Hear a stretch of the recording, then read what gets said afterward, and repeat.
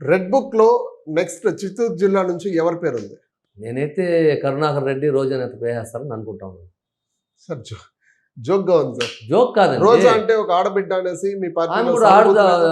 ఆడుదాం ఆంధ్రాలో అవినీతి జరిపింది, దాని మీద దర్యాప్తు చేస్తామని మంత్రి గారు చెప్పారు. హ్మ్. మన శాఖ చైర్మన్ చెప్పారు. హ్మ్. కాబట్టి ఉండొచ్చేమని ఒక ఆలోచన.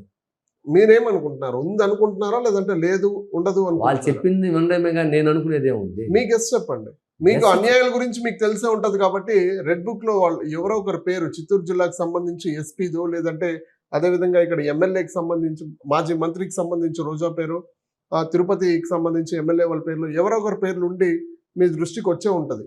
నారా లోకేష్ బాబు గారు అనబడే వ్యక్తి చాలా తెలివైన వ్యక్తి. హ్మ్. 2014 నుంచి 19 వరకు కూడా రాష్ట్రంలో చాలా వరకు అంటే మనకు తెలిసి మన ఎయిర్పోర్ట్ దగ్గరనే సెల్కాన్ అయితేమి, డిక్సన్ అయితేమి అటువంటి ఫ్యాక్టరీ 10-15 తెచ్చిన దాంట్లో కూడా ప్రధాన పాత్ర లోకేష్ బాబు గారిదే. హ్మ్. గతంలో ఐటీ శాఖ మంత్రులుగా ఉండి కూడా విజయవాడ కానీ విశాఖపట్నంలో కానీ హ్మ్. అసలు పూర్తిగా జీరోలో ఉన్నటువంటి ఐటీని అంతో ఇంతో ఒక స్థాయికి గుర్తింపు వచ్చే విధంగా, ఆంధ్రప్రదేశ్కి గుర్తింపు వచ్చే విధంగా పాటుపడింది కూడా లోకేష్ బాబు.